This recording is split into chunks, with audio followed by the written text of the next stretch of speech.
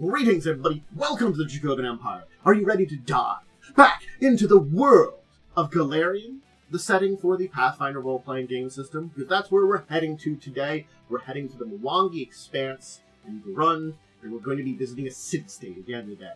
We've visited a bunch of them, and this is one I've kind of talked about before when I did a video on Vidrian. Go check that out. We're visiting Senghor. So if you're prepared, your host and guy character, I can open up the gate through the dimension, through the multiverse, through time and space, to Grund, to Senghor, and take us there. Please, grab my hand, and of course, do remember to tip your guide here.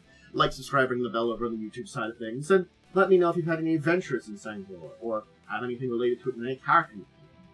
Through the portal we go, to Golarion, who wants travel. Okay. By my hand. You've arrived. Ooh. Senghor. Business is good here. If you're ready to learn about some business, then you're ready to learn about Senghor. So where do we begin, though, in our journey here? Well, I can give you plenty of information, but there's always some good sources that you can check. And I particularly like using the Mwangi Expanse book here. That's my favorite of these books here. And the wiki site has a little bit of information. It's not great. But campaign settings, Heart of the Jungle from 1st edition, and of course the World Guide does provide some information because it is a major trade hub on the western shores of Grund. Anyway, let's begin with the basics of Senghor. And this flag, as you see it, makes you scream pirate maybe a little bit, but it's really all about sailing and trade, and it's very anti-piracy. The city-state, the port city-state of Senghor, is located on the Bay of Senghor. It's part of the Fever City on the west coast of Grund.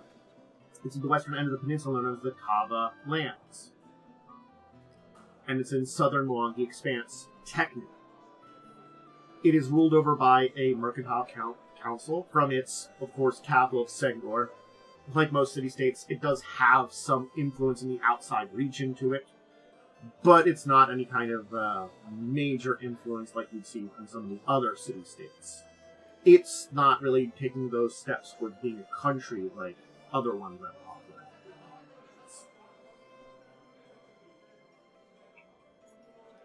Anyway.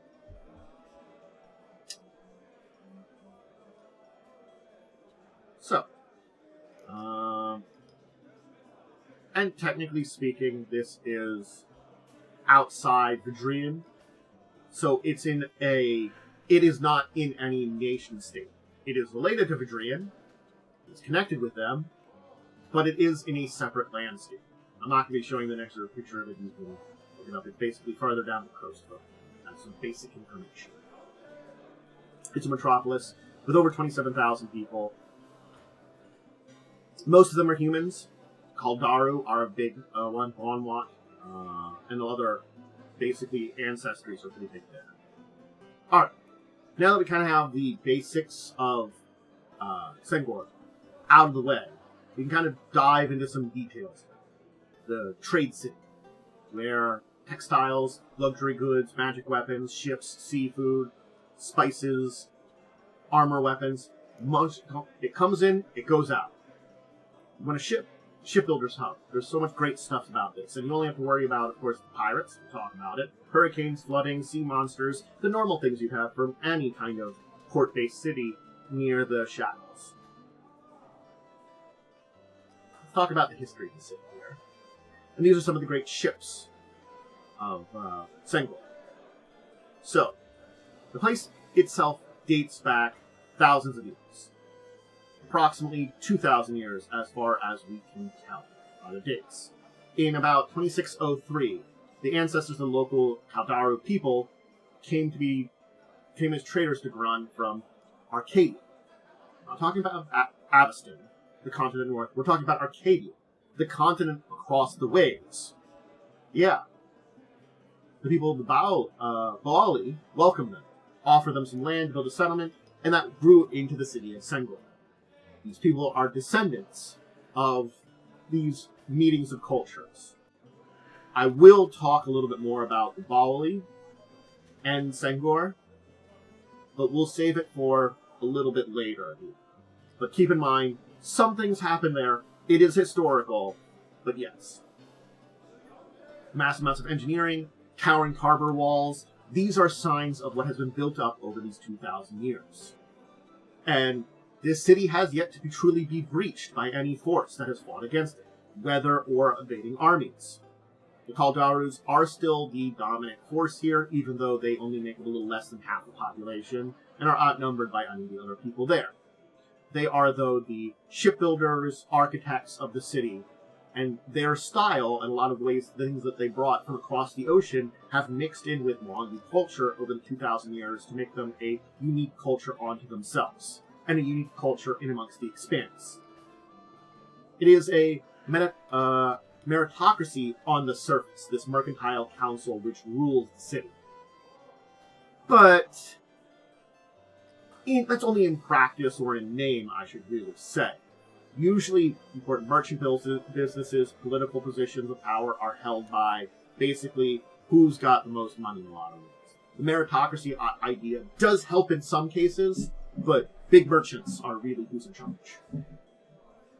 And it's mainly due to a lot of times the fact that a lot of these merchant groups and houses and sects have spent a lot of time, have been here for 2,000 years. Remember, this city was founded by Kaldaru traders who came across the ocean. So trade has always been big here. And trade actually has expanded. While trade with Arcadia doesn't really exist, the Kaldaru's connection with their Arcadian brethren is kind of lost. Trade with the Mongi Expanse and the surrounding regions, especially Bastion, has become major products. There are markets in the area. They also attack a lot of the pirate ships in this area and maintain basically, and for a long time they've maintained neutrality with help with trade. They've done that. But they have had to flirt with some politics of recent. Their connections with Vidrian has been a big blaze. The fall of Sargava and its rise as Vidrian has led to this. The disconnection of the colony with the freed captains of the Shackles, meaning that the raiders are no longer kept at bay. So yeah, pirates are more looming a threat nowadays. Trading partners have a lot more dangerous, and basically the ships of Senghor are now fighting not just the ocean as they used to, but a lot of the piracy and a lot of other problems. Things are growing more difficult for trade. And of course, the pact between Verdrian and Senghor is a tenuous one at this point in time. The major pact between the city-state and them basically formed out of a need. It's the first major pact between two cities/states in the Mongi Expanse. It's tentative, it's untested. They had a interest in basically keeping colonized and foreign interests at bay, and it was signed under duress of Vidrian. Vidrian needed help. They needed Senghor. It favors Senghor very heavily. And now that Vidrian is beginning to stabilize, grows a nation, they are a lot more, we don't like this unbalanced agreement. So, negotiation has been kind of in the discussions, but it hasn't really hit the table. That's something that might hit very heavily. And the other big problem that Senghor is facing today is, of course, competitors, I should say. The fact is, Senghor merchants pride themselves on quality goods at a fair price, and ensures crafters and workers get their fair payment of compensation. They practice better business in their eyes. But unscrupulous trading companies, pirates, colonists, that basically want to send in some dirt cheap materials in exchange for shoddy work, only a few coppers going to whoever's making it, basically undercutting everybody along the way for maximum profit. Yeah, they hate the nation for that. So, and the people that have tried to make deals with them too. Cheliax has made trade deals. But a lot of bad luck in trade progress there has happened, and whether or not that bad luck is manufactured or not. But regardless, yeah. Also, Senghor has basically a long-standing tradition of not only goodwill when it comes to business dealings, but freedom. And that means Not only are people that are unscrupulous businesses not welcome in Senghor, slavers are either. Even if you're from a country or region or company that deals with that kind of thing, and you are not welcome in Senghor. So, yeah. So, if you are from one of those places and coming in on your ships, you might not be welcome at all. Let's take a look at the city here, kind of talk about it. So, we explore the city, we can talk about a number of locations here, and let's start with the one that is outside the city, but related to its history, and a place you could visit. And is probably one of the major places outside of the city that is connected to it in the region. And this beyond small villages and towns and areas within the peninsula that may have connections with Senghor. This is probably the closest thing to something in the realm of purview under their control. It's not. The Bali Forbidden Shores, the ruins of an ancient city. The ruins of the city of the Bali, the people that welcomed the ancestors of Senghor to these shores. So the fact is, the city was razed to the ground, to its foundations. And these ruins match the foundation of Senghor. Most citizens know nothing of the history of this place, but consider it cursed. Explorers will find small clay tokens marked with odd symbols, and hear ghostly footsteps. Whatever dangers in the city are unknown. Well, the secret is a very dark one. Calvers, merchant explorers from Arcadia that crossed here, that found this in here, made early friends with the Wall. They offered them land, helped them build their city, were hospitable.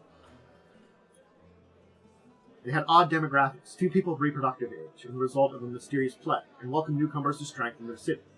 Caldaru explorers seemed a chance to expand their world-spanning trade network, make marriage alliances with a few youth Balu noble heirs remaining. Over the decades, young people periodically disappeared before the summer solstice and lunar eclipse. Eventually, the Senghorites discovered that the youths were being sacrificed to a power of Bali cultists, to an entity discovered the ruins of the Golarion. Basically, an ancient Cyclopsian ruin, sacrificing to an entity. The Senghorites raised up, executed the cultists and collaborators, and rescuing those intended for sacrifice. Bali had been dubious. They had made this deal so they could get more blood sacrifices for their new dark god creature that they serve. But Senghorites did know they violated their hospitality of their neighbors. So what they did is they took in the Bali children. And this is another reason why even those that are in the know-how avoid the topic today, letting things transcend or legend.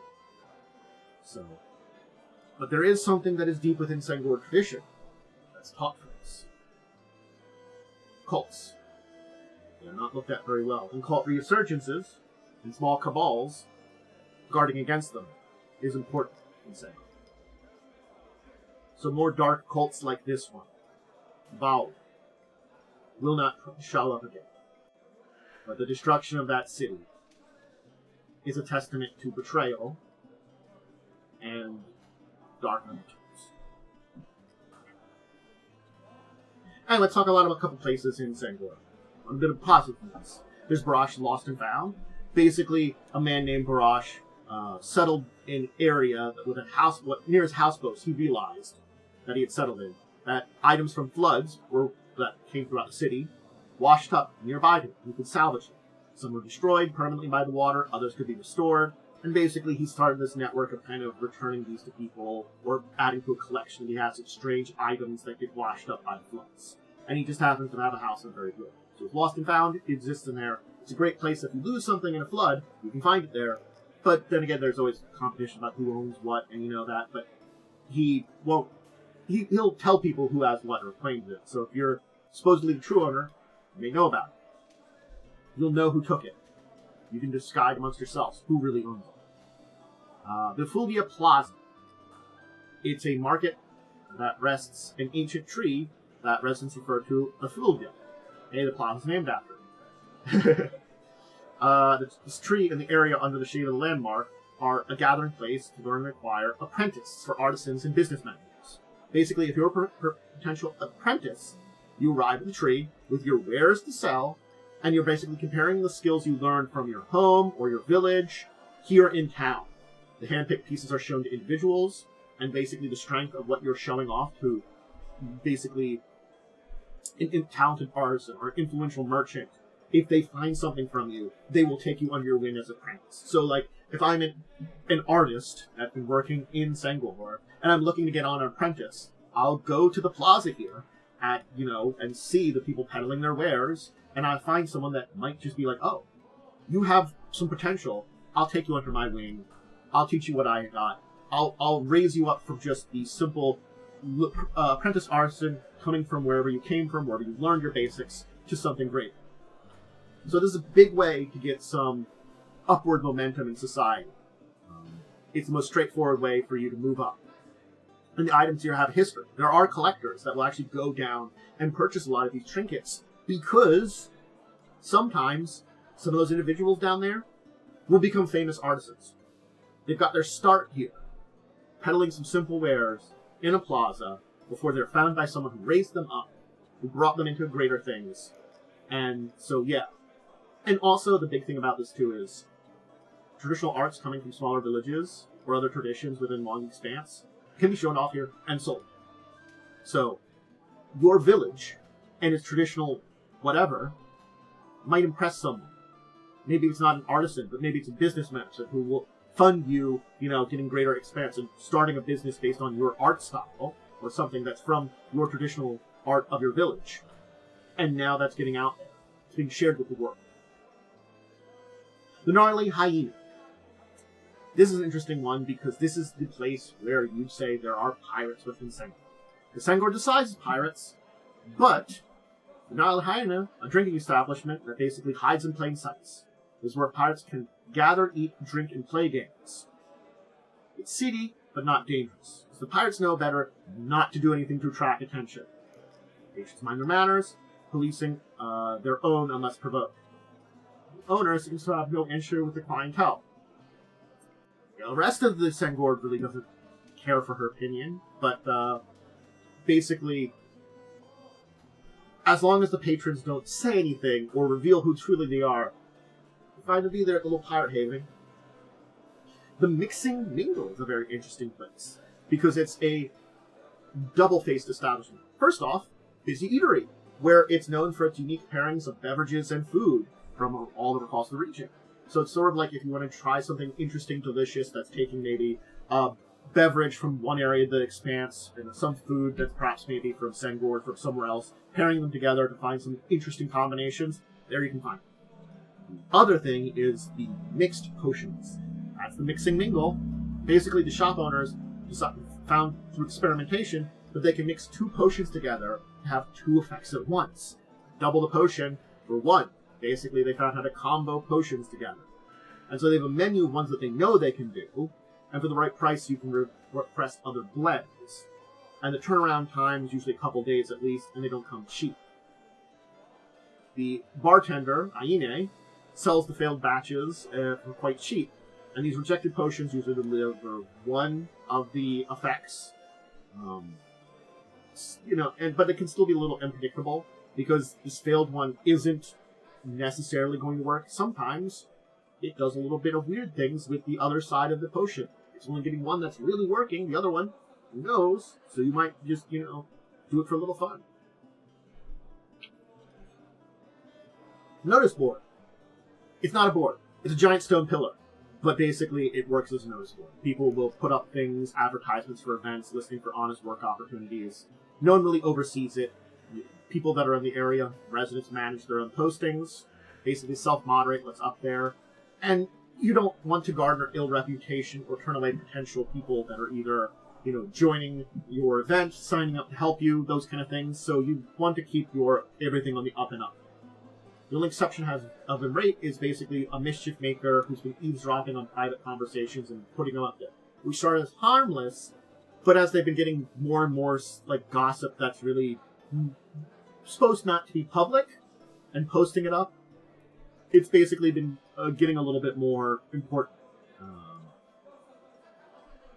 Once the rumors of the day go up, though, they remain until the poster decides to remove it. If anyone else tries to remove these notices, the information reappears within hours. So, the gossip, sure, spreading a lot that way. The open dock market. The old pier, not used, is turned into a market. A small trading spot that grew up on the Jelly's trader markets with water attractions.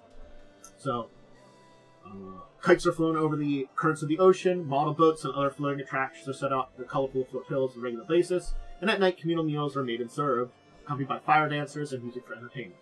So it's this old dock that's been repurposed into a trade place, and also just a little bit if you want to go spend a day having a little fun at the ocean in the city, you can. Ozzy's Bizarre Bazaar is run by Ozzy, a third-generation individual who basically runs a store that's about strange, unusual creatures in the Morning Expanse. This is hunting these creatures either to bring back as examples of them, or hunting parts of them for various magical reasons and stuff like that. But this business can be dangerous. There are things that have magical properties that get adventurers killed when working for Ose. The grandfather started by taking it over, died while looking for a sunbird's feathers on the hunt for them. The father, that's Ose's father, the son of the grandfather, also died while hunting for the sunbird when Ose was 15. So Ose manages it with his mother, his sisters, and basically fences exotic animals, commissions hunts, those kind of things. He sometimes acts as a guard, but doesn't hunt himself. Turns out, when your father and grandfather both die from things, you keep away from them. The Rainbow Den is an indoor plaza covered from floor to ceiling with carpets, rugs, fabrics, textiles. It's a collection that's magically lit to offer the brightest display of color and texture, and its lights are beyond comparison. Intricate tapestries, attire, rugs, numerous Wongi traditions are all available for purchases, along with custom pieces, fittings, bolts of cloth, personal uses. Artisans from smaller companies that would never be able to afford the entire building can sell these here without worry of sun or sea air. In exchange for this, they must allow the Asara, and therefore the Timin Trade Company, talk about them, to be the primary reseller of goods outside Senghor. They're one of the major trade groups and rulers of this nation. We'll talk. The Senghor Amphitheater is an old area that was a clearing, kind of like a basin, kind of on the outskirts of the city. It flooded a lot. The city is known for its flooding. We'll also talk about this a little bit more. But instead of paving over this kind of basin that would flood, they basically turned it into an amphitheater, a circular passage down to the center stage. It does have a drainage system to allow it to drain away manually, and it allows people to come there, especially when it's dry, and enjoy the day, catch who's ever performing down below. People are free to take the stage as long as there's no scheduled events, and scheduled events are rare because of, flooding. So street performers in this area are quite common. And when it's flooded, it is abandoned until it can be safely drained. Most of the time. When it is flooded, special water fights are held in pools sometimes that basically can tempt bystanders to place bets on something a little different. Hey, it's flooded. It's time to get some fights in the water. And these are unsanctioned and never happens. The Senghor Lighthouse, which has been raised and rebuilt 3 times, twice by natural disasters, once by conflict, is not only just a lighthouse, it's frequent for attack because it functions as a military watchtower. So, it's a lighthouse, it's a military watchtower, of course it's targeted. Well, the natural disasters targeted too. It's got 3 large spy glasses for surveying the landscape, and the guards use a system of communication based on flags in the tower. The lower floors are armory and barracks, and the guards on the upper floor contain a litany of things for focused on the history of the city and a museum full of lore. So they do actually have some information there. So yeah. And of course we do have to talk about the sea wall. The Great Southern Seawall, built to hold back the ocean's roughest waves and storms, is unmatched engineering. It's built by the Cowgirls during the city's founding. It's an impenetrable barrier for armies and pirates seeking to invade. In mild seasons, floating homes, houseboats, and other ad hoc structures are known to assemble in communities against the sea. These sea towns are where poor, disenfranchised, reclusives, fugitives, and refugees and show up. Okay.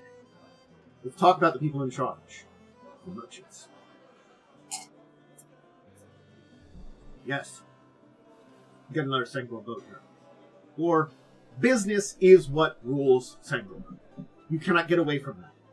Now granted, business is different from person to person, from group to group, and you'll see that here. But it is all about business. It's all about the merchants. It's a mercantile council. It is not just merchants in the truest sense of the word, but it is people that are related to them too. So, emissaries from prominent businesses basically make up this council. Merchants and establishments of wealth basically have a scope in Senghor's future. So we're going to talk about these different groups here who have voices on the council and influence the council. We'll start with the Asmaho Horrors, led by Asmaho. This is a big one because Senghor would be paralyzed without Asmaho and his oxen haulers, a dwarven herder whose haulers move cargo to and from the ports, disseminate goods throughout the markets. Basically, you need to move something, you go to the haulers. They move free to the areas of the city. Basically, Asmaho has also been nicknamed the Ox Whisperer because of the feats this dwarf has been able to coax his oxen into. And yeah, so of course, the people that haul things around the city have a huge voice in what goes on in the city. Isara in the Internet Trade Company, well, that's another big name. Trade blockades and shipping throttles pose real hurdles to the economy. When cargo must be moved, no matter what, they go to Isara. She's the uncrowned economic monarch of the city. She's a hand in almost every shipment that comes to and out of the docks. The Command Trade Company, founded by her, brokers transactions to ensure delivery of goods past the Shackles, Pirates, and Senghor Navy. The company also trades in precious gems and ores from the Expanse and valuable imports. She's a network of favors and promises to boost the wheels of commerce.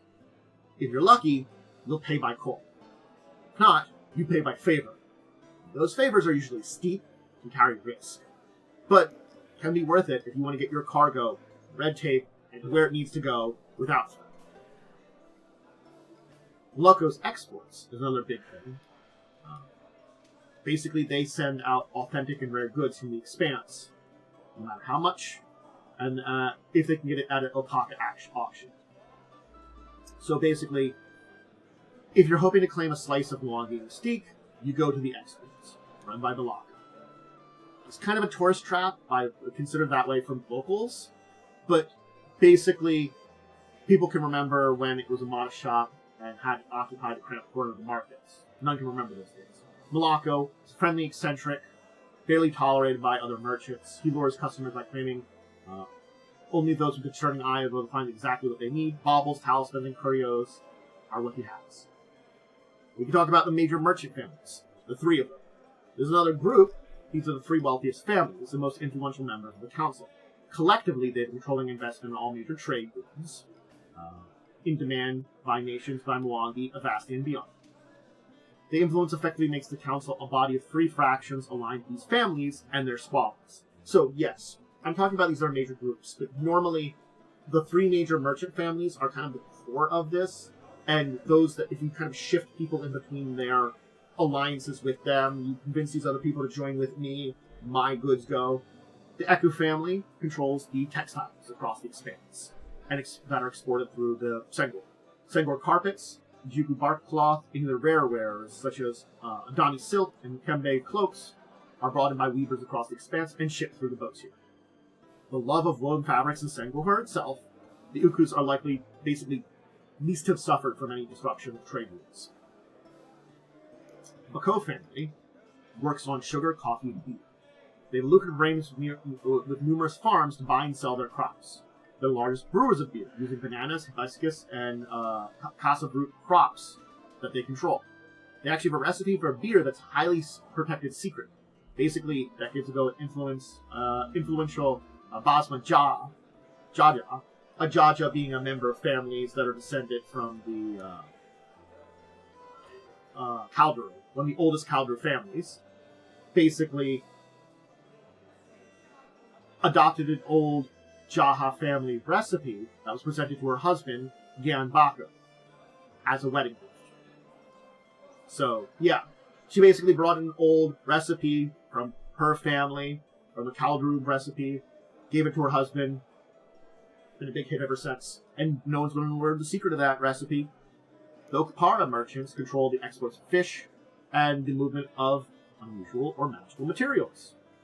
This includes dangerous tomes and relics. They're a family of adventurers that basically have gone across the ruins and Expanse, collect goods, auction them the highest bidders, if the expedition already has the commissions. Dini, a second Jaha daughter, currently serves as a Proctor's sorceress and scholar at Antiquities. The Port's Nest is a bustling inn Yes, an inn has Senghor, because it is located near the main dock of Senghor, filled with trophies, flying predators that are hunted by tavern regulars, wild, intricate carvings on stone pillars, chaotic, novel ambience for first-time patrons. It's a recruitment location for captains that need numbers, especially mercenaries and sailors alike. It caters to a specific subset of travelers that make massive business, and compared to many other drinking establishments, it welcomes foreigners and strangers alike. So, that's why it's so important. Big business goes through the port's nest. Right there at the docks, people are recruiting people there. If you need to get a job, probably going to go there. Captain might be looking for that. Also, if you're an outsider needing business, you go there. Drinks are all kinds of spans and all kinds of traditions. Standard rums, pine wines, fermented milk drinks, spiced fruit liquors that have aged. Basically, it's also the place that you can find any kind of drink from the Expanse. And it's run by an old cowboy woman named Shasta. And finally, the last group that we can talk about, which is also incredibly important, the Senghor shipwrights. Yes, the shipwrights. I talked about early on, the ships of Senghor are well known. Shipwrights are, with their legendary ships, are just as important. The Senghor docks are expansive, stretched to the eyes. You see an individual distinctive arband marked with stylized waves, it's a shipwright. And they navigate the dock seamlessly and unimpeded. Their headquarters within the Senghor's wall overlook the seaside operations. Within the walls, the Senghor walls, is where they're headquartered. They produce these high-quality ships at an unbelievable production rate.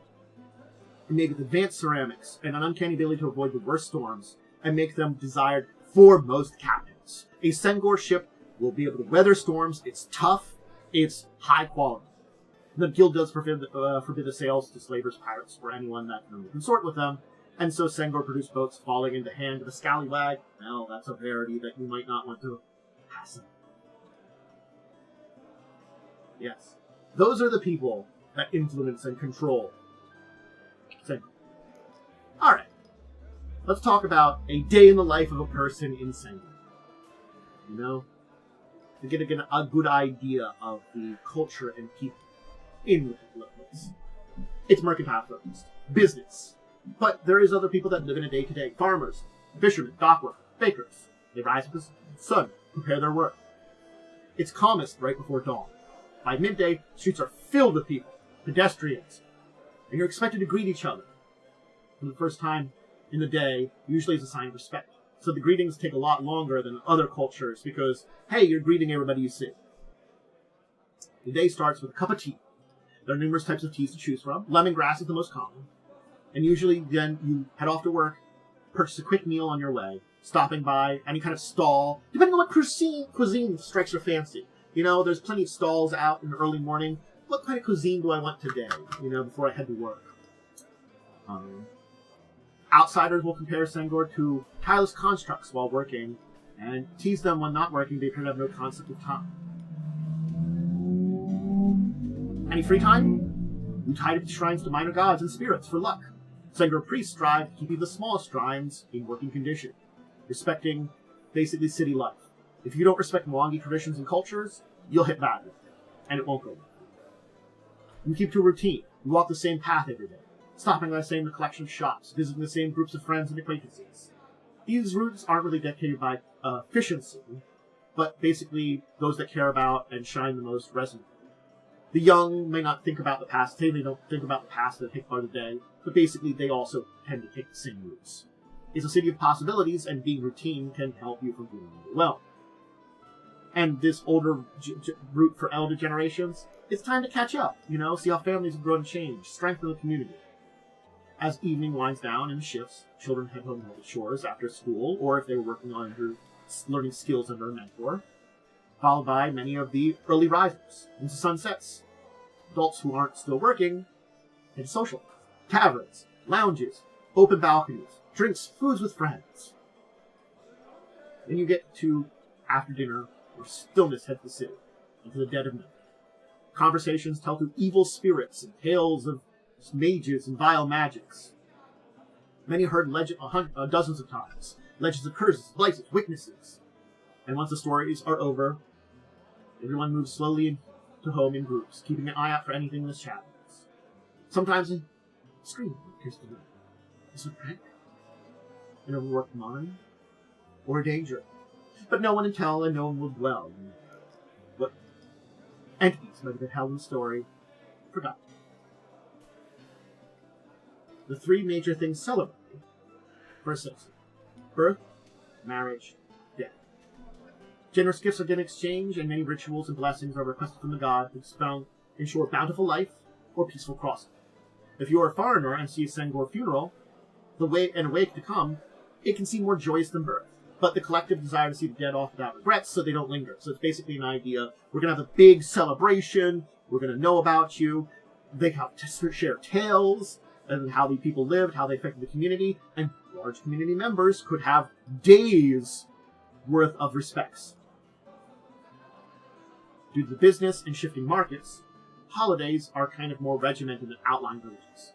Elders and priests consult with each other for basically signs within nature when a holiday will be celebrated. And when they cut loose, the city transforms into a musical feast. Festivals typically begin as smaller events in the outer villages work their way into the city.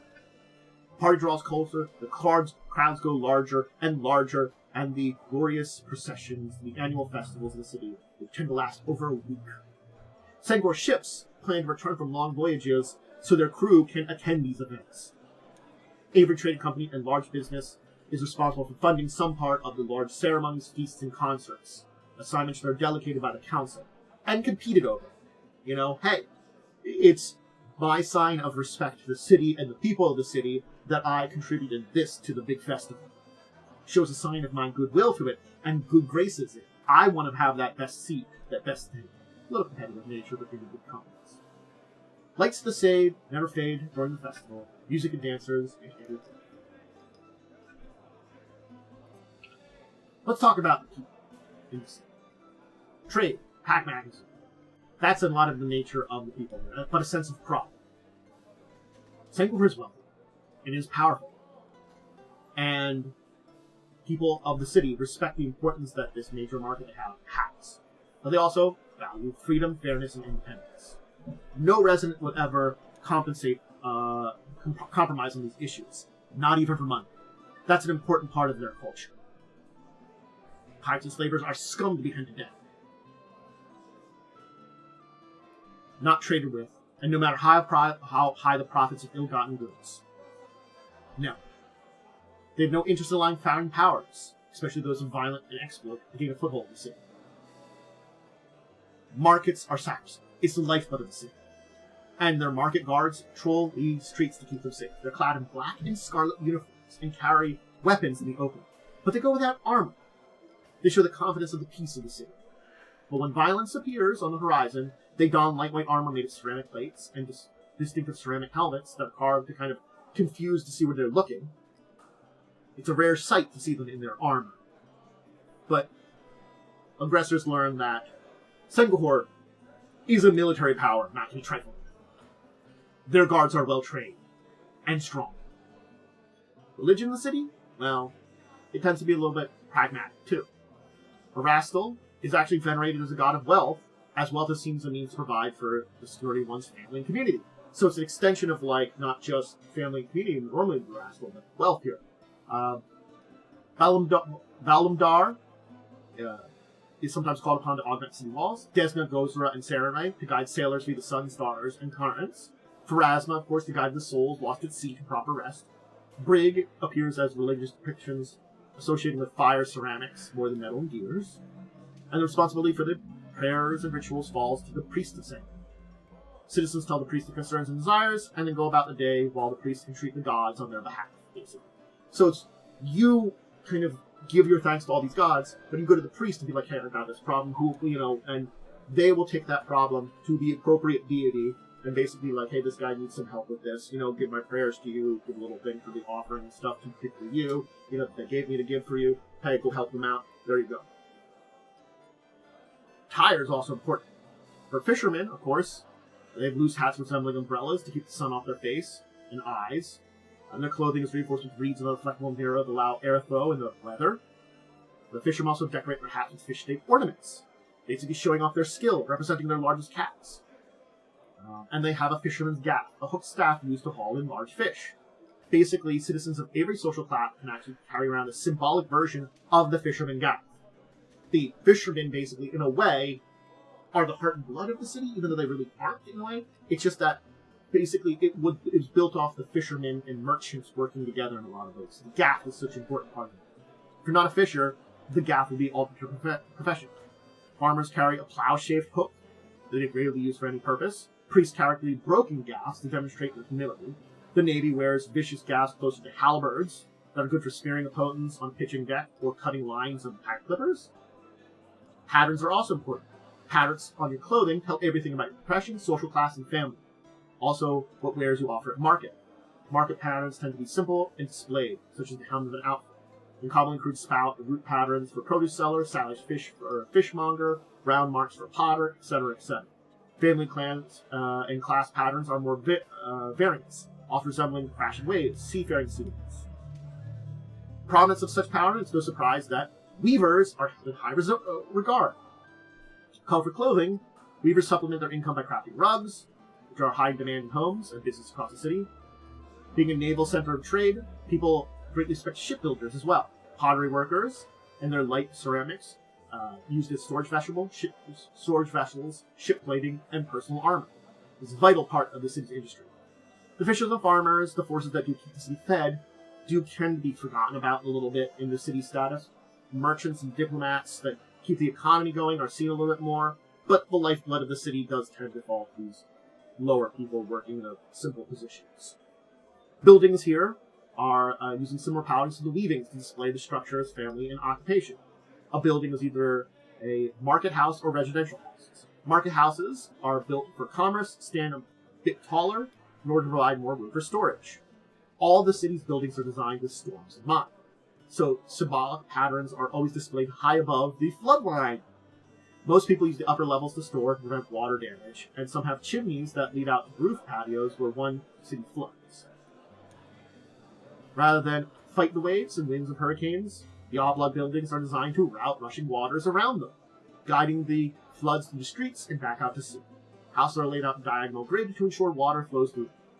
During this seasonal holiday known as hurricane harvest, nets are strewn between the houses in order to catch the fish that come in through the storm. The artistic tradition springs in part from its city's pragmatism. Basically, the system of pillars of the city helps break down the flow of water between structures, slowing erosion, and wear in the city. Higher areas are more sculptured statuary, often bearing depiction of fish. Market areas are mid-level neighborhoods featuring pillars and statues designed more for utility than beauty. And market houses will often connect ropes and lines to the top of their of these statues to create cloth tent ceilings over their wares. So there's some practicality to everything that they have beyond knowing parts of their city floods during hurricanes, which they're ready for. That's Senghor, a fascinating city of merchants that have a deep history and have very powerful position in the Mwangi Expanse and in Garan. Certainly speaking, they are a powerhouse. And throwing in Vidrian has kind of shifted the way things are. They've always been kind of more neutral. But again, they've also been very anti-colonizer, oppressors, good business, and Cheliacs and a lot of Avestan nations aren't really known for their best stuff in general, sometimes. Cheliacs, cough, cough. So, certainly speaking, throwing in the Vidrian was not outside the question. But the shift, the changes with the shackles, all of this is meaning that things are a little bit more difficult for Senghor. Still, nonetheless, goods come in, goods go out. Merchants continue, the city remains wealthy, and remains a powerhouse. Powerful ships that hunt pirates, powerful navy, which helps defend them. That is the heart of Senghor.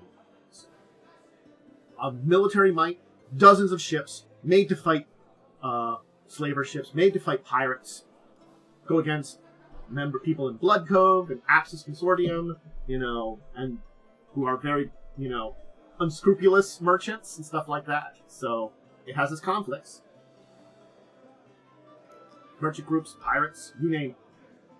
Still, Senghor is a fascinating city, great place to visit. And it shows you there's a lot of interesting things going on there that I hope you enjoy. Thank you for joining me. I'm going to get going.